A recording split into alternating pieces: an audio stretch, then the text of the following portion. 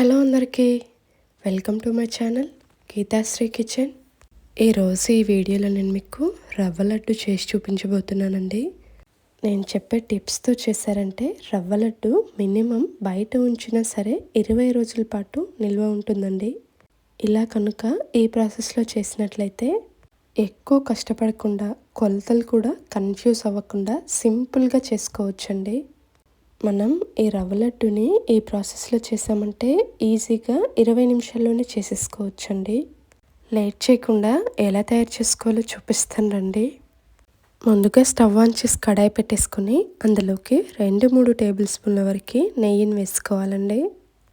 నెయ్యి కరిగిన తర్వాత ఇప్పుడు ఇందులోకి మీకు నచ్చిన డ్రై ఫ్రూట్స్ని 1/2 కప్పు వరకు వేసుకోవాలండి. ఇక్కడ నేను కొన్ని ఎండు ద్రాక్ష, అలాగే బాదం పప్పు, కొన్ని జీడిపప్పు కూడా వేసుకుంటున్నానండి. ఇప్పుడు స్టవ్ని లో టు మీడియం ఫ్లేమ్లో ఉంచుకొని వీటిని బాగా ఫ్రై చేసుకోవాలండి. ఇక్కడ నేను చూపిస్తున్న విధంగా ఎండు ద్రాక్ష అనేది పొంగితే సరిపోతుందండి. ఎక్కువ ఫ్రై చేసుకోవాల్సిన అవసరం లేదు. ఈ విధంగా పొంగిన తర్వాత ఏదైనా ప్లేట్లోకి తీసుకొని పక్కన పెట్టేసుకోవాలి. రవ్వ లడ్డులోకి ఈ డ్రై ఫ్రూట్స్ టేస్ట్ చాలా బాగుంటుందండి. ఇప్పుడు ఇదే నెయ్యిలోకి మనం డ్రై ఫ్రూట్స్ తీసుకున్న కప్పుతో 2 కప్పుల వరకు రవ్వను వేసుకోవాలండి. 2 కప్పులకి 2-3 టేబుల్ స్పూన్ల వరకు రవ్వ సరిపోతుందండి. రవ్వ వేసుకున్న తర్వాత స్టవ్ని లో టు మీడియం ఫ్లేమ్లో ఉంచుకొని రవ్వని బాగా కలుపుకోవాలండి. ఈ రవ్వని ఫ్రై చేసుకుంటున్నప్పుడు స్టవ్ని లో ఫ్లేమ్లో మాత్రమే ఉంచుకొని ఫ్రై చేసుకోవాలండి, లేదంటే మాడిపోతుంది. ఈ రవ్వ మొత్తం చక్కగా ఫ్రై అయ్యేసరికి 3-4 నిమిషాలు టైం పడుతుందండి. రవ్వ మొత్తం ఇక్కడ నేను చూపిస్తున్న విధంగా ఇలా లైట్ గోల్డెన్ కలర్లోకి రావాలండి. ఈ కలర్లోకి ఫ్రై చేసుకుంటే సరిపోతుందండి. ఇప్పుడు స్టవ్ ఆఫ్ చేసి ఇందులోకి పచ్చి కొబ్బరిని వేసుకోవాలండి. ఇక్కడ నేను పచ్చి కొబ్బరిని ముందే మిక్సీ పట్టి పక్కన పెట్టుకున్నానండి.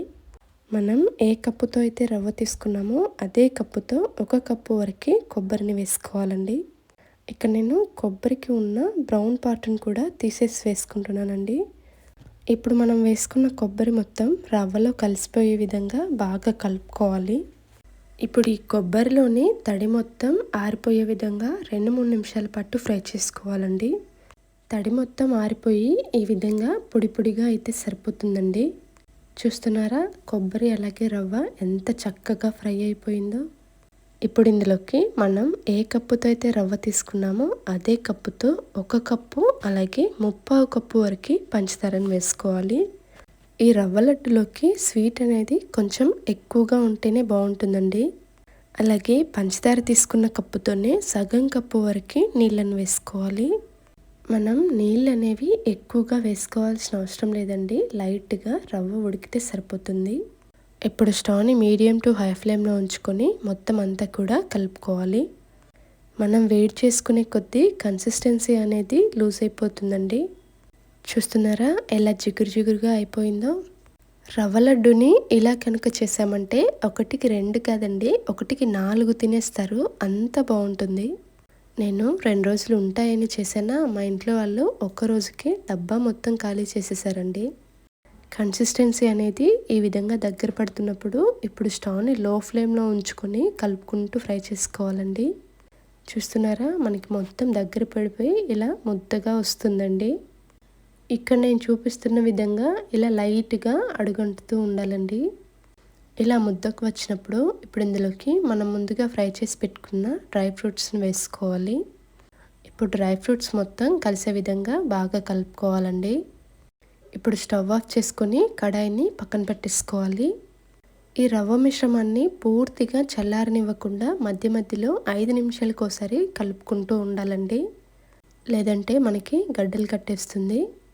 పూర్తిగా చల్లగా కాకుండా గోరువెచ్చగా ఉన్నప్పుడు మనకు నచ్చిన సైజులో లడ్డూలా చుట్టేసుకోవటమే అండి. లడ్డు చుట్టే ముందు కూడా ఒకసారి మొత్తం కలుపుకొని ఇలా మనకి నచ్చిన సైజులో లడ్డూలాగా చుట్టుకోవాలండి. అంతేనండి, ఈజీగా టేస్టీగా ఉండే రవ్వ లడ్డు రెడీ అయిపోయింది. థ్యాంక్స్ ఫర్ వాచింగ్ అండి.